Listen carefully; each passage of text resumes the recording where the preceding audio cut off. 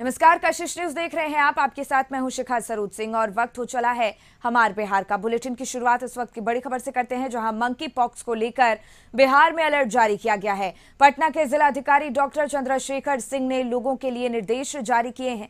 Monkey pox बीमारी से बचाव के लिए सरकार की ओर से जारी हेल्थ एडवाइजरी का पालन करने का आह्वान किया गया है और डीएम ने एयरपोर्ट पर हेल्थ डेस्क स्थापित करने का निर्देश पटना सिविल सर्जन को दिया है।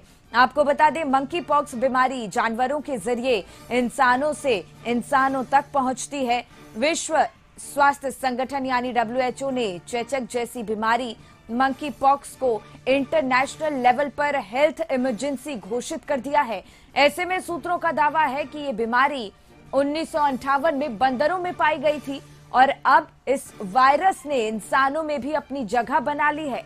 हालांकि अच्छी खबर यह है कि भारत में फिलहाल एमपॉक्स का ज्यादा खतरा नहीं है और ये बीमारी जानवरों के जरिए इंसानों में और फिर इंसानों से इंसानों तक पहुंचती है। इंसानों में आंख, नाक, मुंह में छींकने खांसने से पहुंचती है और संक्रमित मरीज के बिस्तर पर सोने या ओढ़ने से भी जद में आ सकते हैं। वायरस के 2 स्ट्रेन हैं, पहले कांगो स्ट्रेन और दूसरी पश्चिम अफ्रीकी स्ट्रेन। दोनों ही 5 वर्ष से छोटे बच्चों को शिकार बनाती हैं। कांगो स्ट्रेन की मृत्यु दर 10% और पश्चिम अफ्रीकी स्ट्रेन की मृत्यु दर 1% है। चेचक की वैक्सीन मंकी पॉक्स पर 85% तक कारगर होती है और इसके लक्षणों में 2 से 3 दिनों तक तेज बुखार आया है। बुखार के दौरान थकावट और अस्वस्थ महसूस होता है। हाथ, पैर, मुंह और हिप्स पर छोटे छाले पड़ जाते हैं। उन छालों के पास खुजली होने लगती है और इसके साथ ही भूख नहीं लगती और चिड़चिड़ापन भी होने लगता है। बहरहाल इससे बचाव ही इसका इलाज है।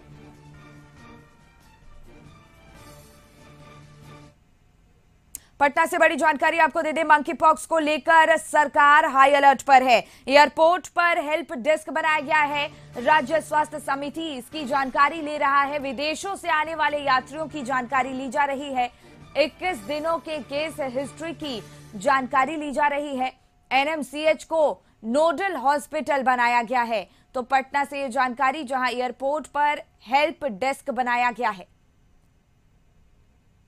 मंकी पॉक्स का प्रभाव बढ़ने लगा है और इसका खतरा पटना पर भी मंडराने लगा है। यही वजह है कि अब पटना के डीएम ने यह आदेश जारी किया है कि खासतौर से पटना में जो भी अंतर्राष्ट्रीय फ्लाइट उतरती हैं उनके पैसेंजर्स की जांच होनी चाहिए। हम आपको पटना एयरपोर्ट की तस्वीर दिखा दें यहाँ पर कि किस तरह से गाइडलाइन यहाँ पर मंकी पॉक्स को लेकर के जारी किया गया है, एडवाइजरी जारी किया गया है। आप देख सकते हैं जितने भी लक्षण हैं उन लक्षण के आधार पर मंकी पॉक्स की जानकारी आपको मिल सकती है। इसके अलावा जो बिहार राज्य स्वास्थ्य समिति के जो ऑफिसर हैं उनको भी बैठाया गया है और वो यहाँ पर तमाम जानकारी मंकी पॉक्स से जुड़ी जानकारी यहाँ पर इकट्ठा कर रहे हैं और तत्काल यानी जो भी इंटरनेशनल फ्लाइट है, अगर वहाँ कोई पैसेंजर उसमें से पता चलता है कि अगर उन्हें मंकी पॉक्स से जुड़े संबंधित कोई समस्या है तो तत्काल इसकी सूचना स्वास्थ्य विभाग को जाएगी, जिला प्रशासन को जाएगी और NMCH में विशेष व्यवस्था की गई है।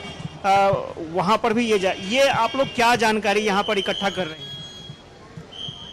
इंटरनेशनल ट्रैवलर जो आ रहे हैं हम लोग उनका 21 डेज का हिस्ट्री लेंगे और जिनको लक्षण दिख रहा है जैसे चकत्ता हो जाना, रैसेस पूरा या फीवर हो या शरीर में रेड रैसेस हो जाए तो उनको हम लोग भेजेंगे NMCH पटना में। हम लोग को हिस्ट्री बस यहाँ पे लेना है। हाँ, अच्छा, क्या अब तक कोई जानकारी मिल पाई है कि कितने पैसेंजर्स पॉजिटिव पाए गए हैं या कुछ? नहीं, अभी पॉजिटिव का तो नहीं। अभी जो जितने लोग ये हेल्प डेस्क लगा है तो वही जानकारी लेने आए हैं बहुत सारे लोग। अभी ऐसा कोई वो मंकी पॉक्स का नहीं आया है। कोई पॉजिटिव केस नहीं। कोई पॉजिटिव केस नहीं आया, बस लोग जानकारी ले रहे हैं अभी।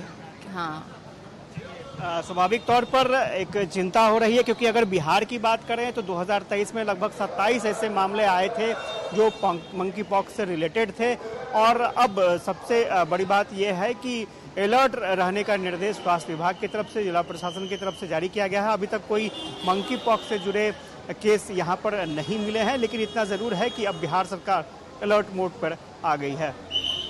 कैमरा पर्सन प्रदीप के साथ आशुतोष चंद्रा, कशिश न्यूज, पटना।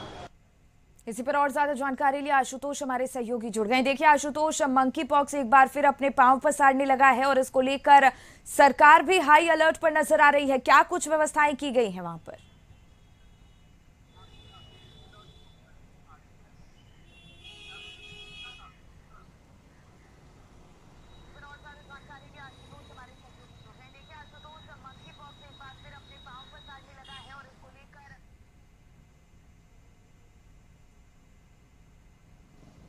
नहीं, सबसे राहत की बात यह है कि अब तक पटना में कोई केस नहीं पाया गया है और मैंने जानकारी भी लेने की कोशिश की। जो हेल्प डेस्क बनाया गया है उन्हें भी अब तक इस बात की कोई जानकारी नहीं है कि विदेशी यात्रा करने वाले किसी पैसेंजर में इस तरह की समस्या पाई गई हो। लेकिन फिलहाल मुझे लगता है कि ये अलर्ट समय पर होना ये बहुत ज़रूरी था, क्योंकि होनी चाहिए, ये तय किया गया था। और यही वजह है कि 21 दिनों की केस हिस्ट्री ली जा रही है और केस हिस्ट्री के साथ ही अगर कोई पॉजिटिव पाया जाता है तो फिर उनका ट्रीटमेंट उसी के मुताबिक शुरू होगा। और सीधे बिहार राज्य स्वास्थ्य समिति के जो ऑफिसर्स हैं वहां पर बैठाए गए हैं और वो तत्काल एनएमसीएच को इस बात की सूचना देंगे कि इस तरह का पेशेंट आया है। अगर कोई ऐसे देश जहां पर मंकी पॉक्स की ज़्यादा गतिविधि है, ज़्यादा वहां पर संक्रमण फैला है, अगर किसी पैसेंजर का उस देश में भ्रमण हुआ होगा तो उसकी पूरी डिटेल्स जानकारी ली जाएगी। तो ये एक अच्छी बात कही जा सकती है कि समय से पहले, क्योंकि बचाव ही ये कहा जा रहा है कि बहुत कारगर उपाय है, टीके की कोशिश या फिर टीके की नौबत ना आए, ये देखना बहुत ज़रूरी है। फिलहाल ये कोशिश की जा रही है कि ज़्यादा से ज़्यादा जानकारी मिल सके ऐसे पैसेंजर्स की जो प्रभावित देशों से आए हैं, तो वो पता लगाने की कोशिश सरकार कर रही है, स्वास्थ्य विभाग कर रहा है। जी बिल्कुल आशुतोष जी, और ये भी आपसे समझना चाहेंगे जिस तरीके से एनएमसीएच को नोडल अस्पताल बनाया गया है, ऐसे में लोगों से किस तरह से अपील की जा रही है, किस तरीके से उन्हें सावधानियां बरतनी है? अवेयरनेस जरूरी है इसमें, क्योंकि आप देखेंगे कि जो कॉमन फीवर होता है, एक फीवर शरीर पर होता है, ठंड लगती है, जो पीड़ित मरीज होता है, स्किन पर रैशेस आ जाते हैं, फोड़े निकल आते हैं, तो ये तमाम मंकी पॉक्स के लक्षण है।